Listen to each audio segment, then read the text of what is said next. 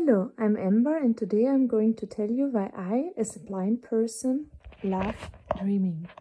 So, being blind and dreaming is a very complex topic, as you can guess, which is why I wrote or put the one there. So, for me, I'm visually impaired. That means I'm not completely blind, but close enough. Sadly. And I have a progressive illness. That means I used to be able to see way better. I do this, that's for me, when I was able to see better still. I mean, I'm no Picasso, obviously, but I used to love the details. I mean, I still love details, but for example here, I put a lot of love into making each of the leaves, right? Nowadays, I don't even know where the leaves are, to be honest. I'm just guessing where they are, which is kind of sad. But yes, I used to draw a lot when I was younger, or rather when I still could do it with my vision, or easier. Anyway, so why does this have anything to do with dreaming, you may ask? The thing is, in my dreams, I see as I used to see. So in my dreams, I can see something like this and way more details. Because in my dreams, I have the vision from the best point of my vision, actually. It's really amazing. It means that when I fall asleep, my vision improves. I mean, not really, but the thing is, when you have a visual disability, especially one that is progressive, and that happens when you're a child, people try to help you with it, which is very awesome and everything, but it often means to train you on your vision. That means they show you how to see. I had to sort colors and stuff like that, and I loved to do it, so I had a blast, don't get me wrong. But the thing is, theoretically, I could differentiate more colors than other people. In practice, though, so in reality, I cannot, because the thing is, while my brain is able to do it, the knowledge is there, my eyes are not able to give the necessary input anymore. So the space in my brain is lost, kinda. It's used up and cannot be used for other stuff. And while my brain is thankfully big enough for there to be place for other stuff, it means that this where I paid a lot of attention to different colors. I mean, it's not the most complex thing I ever did, but for example, this green and this green is different, and I thought about a lot about why this green, why this green, why this blue. I researched the meaning behind each color and put a lot of love and everything in it, and I used the knowledge, you know. I can still use the knowledge, but pretty useless when you cannot differentiate the colors anymore. So theoretically, I know a lot about them, but practically I can't draw this anymore. So, but in my dreams, I can do that. In my dreams, the knowledge is still there, because even when my eyes are not able to see this anymore, the knowledge to be able to do it is still in my brain. So what was drained into me as a child, the ability to differentiate colors, is still there. It's just useless in real life, but in my dreams, it's very useful. So, one of the things I love about dreaming is that when I fall asleep, I have crystal clear vision. It's like falling asleep for me means not being disabled. I mean, sure, I am aware while I'm asleep that I'm disabled, but I feel so free. I can just run around and do stuff in my dreams that I couldn't do in reality. In reality, when I would try to run around like grassy land like this, or if I wanted to jump over the river like this, I always need to pay a lot of attention. The likelihood of me stumbling and then falling into the river is very high. In my dreams, I can even climb up the tree if I want to, because I can actually see where the branches are. I have no idea if I actually just pointed at the branches. Just imagine I did, please. And I could theoretically go all the way up there and be like, oh my gosh, hello world, I can see you. And that's so amazing. It's so freeing. It's so cool. I love it. And that's why, especially when I was a child, or rather when my vision started to get worse, I slept a lot. And that's actually hilarious because people thought I was lazy. And yeah, I mean, you could see it like that, but it wasn't about me actually sleeping, but about being able to be free, unrestricted, unrestrained, just allowed to be me without having to think all the time. Because when I go on the grassland here, then I always have to think, where does the rocky part start? Where does the river start? I need to pay a lot of attention to my, in this case, this is the foot, right? So to my feet, what do I feel? What does what I feel on my foot tell me about my surroundings? What can I hear in my surroundings? Is there something I need to pay attention to? Is there a sound that could be dangerous? Is there someone talking to me? Oh no! Oh no! It fell down. Ah.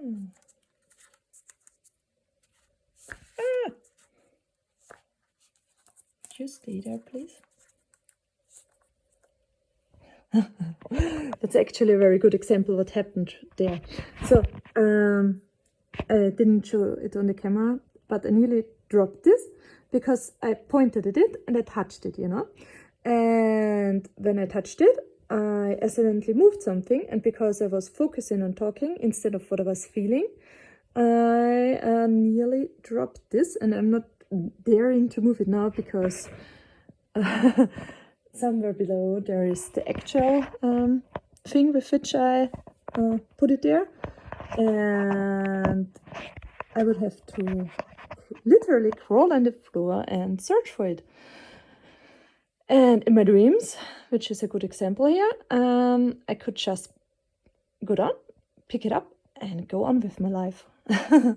Reality is not like this, sadly, because yes, I would have to touch the ground and feel, and in my dream I could just see it and be done with it. Another reason why I love my dreams is my subconscious, I think it's subconsciousness, is pretty awesome. It makes up stories, and while I love to make up stories in real life too, so I'm a writer at heart, to be honest, I'm an artist, creator. I mean, I used to draw, like I told you, not on a Picasso level. The really talented one in my family is my sister, but I love creating stuff, and I love putting a lot of thought into it and details, like you see here. I like to do it with my stories too, but in real life, writing means a lot of attention for me on the process of writing. So I usually get a headache from writing after a few minutes because I have to look at the screen and focus real hard. And while that used to be no issue, nowadays it is. And in my dreams it isn't. So my subconsciousness is pretty awesome. So in my dream, there's a story, there's a world, there's everything. It's just so easy. And while I don't expect life to be easy, it's just nice to have it, well, I guess, to be like everyone else for once. And while even in my dreams, my vision is worse than that of the average person, obviously, because I never could see quite as well as another person. It's still a huge difference for me. So kind of feel like I have superpower in my dream because I can see 10% or something in my dreams. Under perfect conditions, I think I was up to 40% at some point, but that was really close and with certain conditions. But 10% is what I used to have, and now I'm down to 4 under the perfect conditions. So huge difference. And so there's this world in my dreams, and in my dreams I can control my dreams. I trained myself to do that. Don't know if everyone can do it. I think so. But it was very important to me because if I have this vision, if I can see, then I want to use it, I want to be able to be free. And being free means being able to control stuff, because freedom is a lot about control, if we are being honest, or at least it's for me. So in my dreams, I have this world and I have a story about the world, and then I run around it and do stuff. It doesn't even have to be complex, but it's just fun existing in my dreams. So I will give you an example story. I imagine this to be instead of this beautiful landscape, you can imagine now a building, right? So now this is the fun part about being this visually impaired. How I am visually impaired, I guess, or how I adapted to it. So I can imagine a lot of stuff, and I trained myself to do it. So imagine this not being a landscape. Imagine it being a building, all right? So building's top is here, and the bottom is here. I am already imagining this to be tower. It's very easy for me, and probably hard for you, because it's a straight line, and I can see the details. So if I squint really hard and imagine, use my imagination, then it's a tower. So, no, don't fall. Please don't fall. No. It's falling. Yeah, I nearly dropped it again. So, top of the tower, bottom of the tower, right? We are here in my dream, in the top of the tower. And there is what do you call it? A gym, I guess. And I was allowed to take here my guide dog. And I was like, yeah, I can take my guide dog here, which is kind of awesome, because imagine in my dreams, I can see way better and I still got my guide dog. I mean, how can you not love dreaming if in your dream you have got your guide dog with you and you still can see better than you are seeing now? So it's like the best from both worlds, kind of. You have got your best friend, your company, your companion in all situations, and you can see better. Anyway, so here we are in the gym. You imagine it, I hope. All right, and I can take my guide dog there, and I'm like, yeah, I'm so happy I can take my guide dog here. And I guess because I watched crime stuff yesterday, so that's a current dream. It went like this. In my dream, it was actually about mobility. So I dreamt about wanting to run around the gym on my own with more freedom, which is ridiculous, because in the dream I could see very well, or for my relations, relatively speaking. So and I wanted to be able to run even more free. So in my dream I thought, okay, now I got to ask for mobility assistance. And instead of how it usually goes in real life, I didn't have to contact the organization that is responsible, write a letter, blah blah, and whatever it's in real life, yada yada. But in my dream it was like you have to take let's imagine this is a doll, right? It's a tree, I know, but imagine it to be a doll. So it's a big doll. It's a big tree, but imagine it to be a doll. So I had to take a doll into a bag where actually usually dead people are carried, which was seriously weird. But in my dream, the requirement to getting mobility assistance was taking this, it's a doll, into the bag for dead people, and then sending it to the mobility organization, because that was like secret sign for I want mobility assistance for whatever reason, but my subconscious thought that made sense. So I had a blast about that, even while asleep, but yes. So I took this, it's a doll tree, but it's really a doll in my imagination right now, and went from here down here. And there was the post office, right? So that's the bottom of the building. And I went here and to the post office.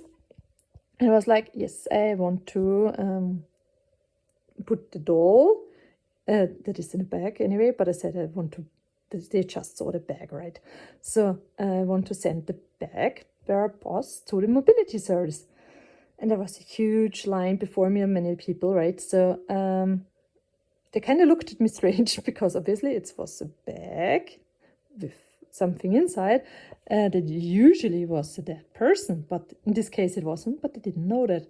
And in the background there were people. Imagine the leaves of the tree to be people watching me, right? And me with the bag and doll in it, right? So the people were whispering behind me, and I ignored it or didn't realize. I don't know. Even before I realized it in my dream, I kind of ignored it.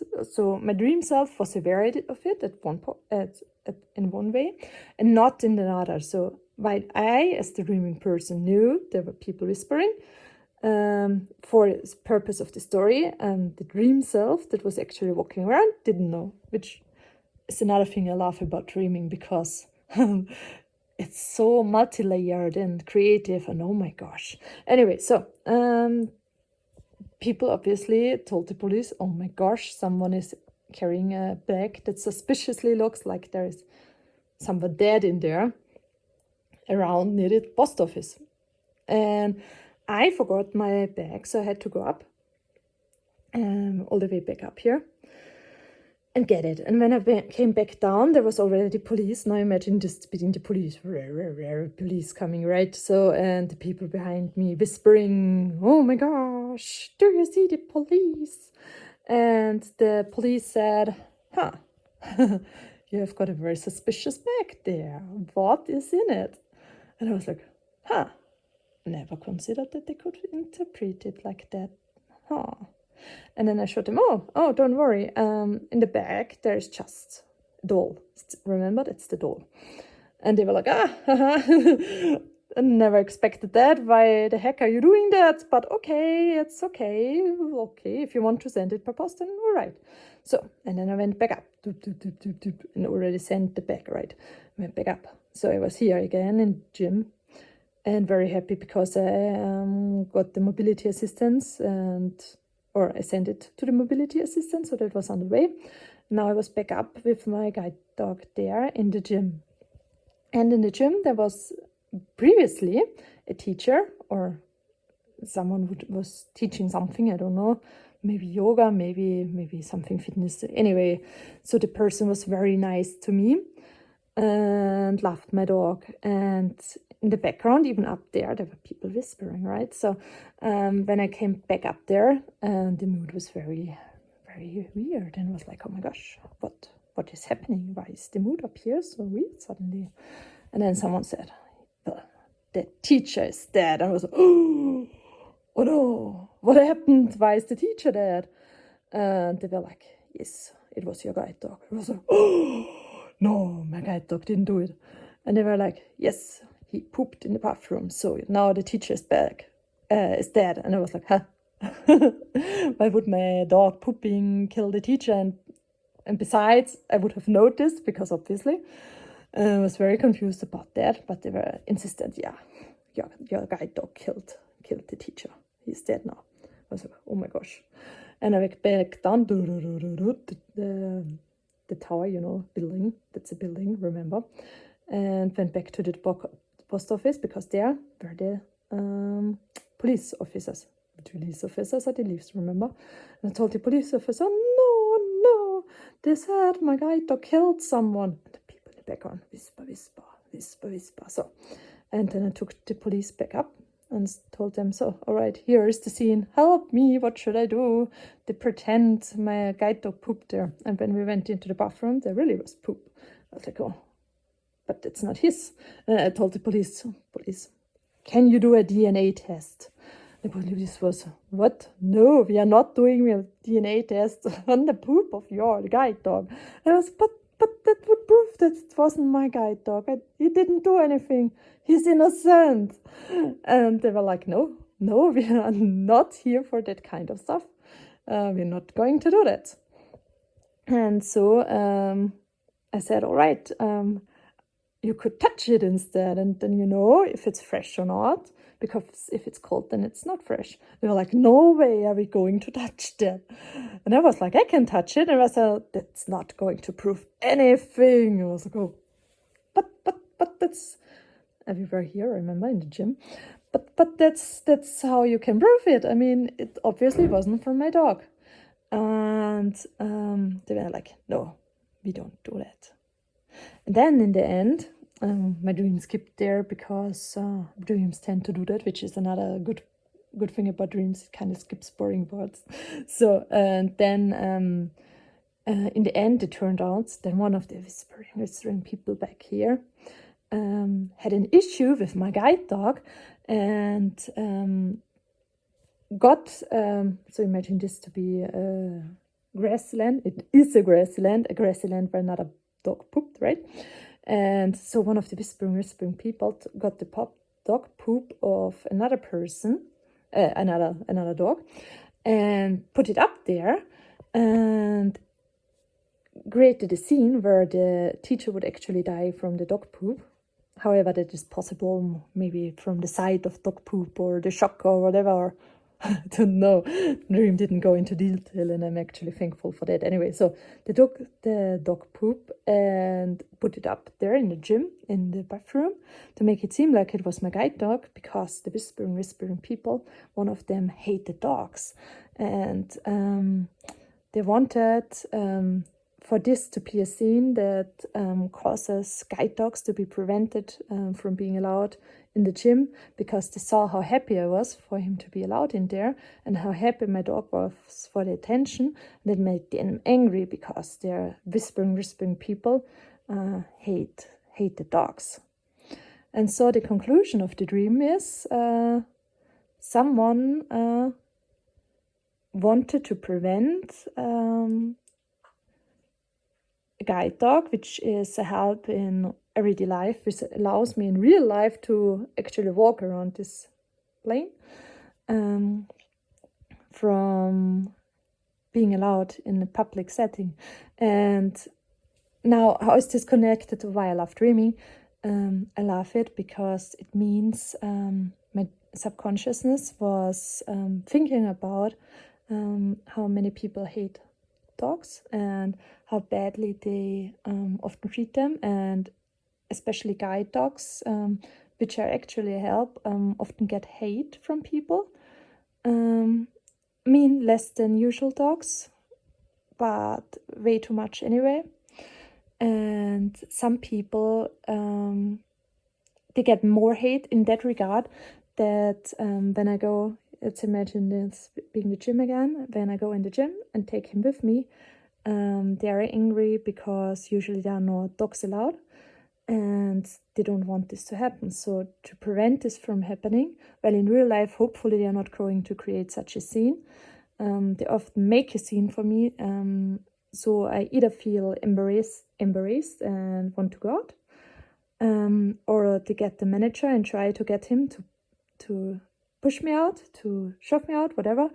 For in real life, thankfully, managers let themselves be talked to or often, and they're not like the whispering people back in the background, but usually actually listen and leave my dog in there. But it happens way too often that people try to prevent me from going in there, and it's what my subconsciousness was working on. Because for me, it's not understandable, because he helps me navigate the world. He helps me, despite me not being able to see this in real life, to at least walk this in real life.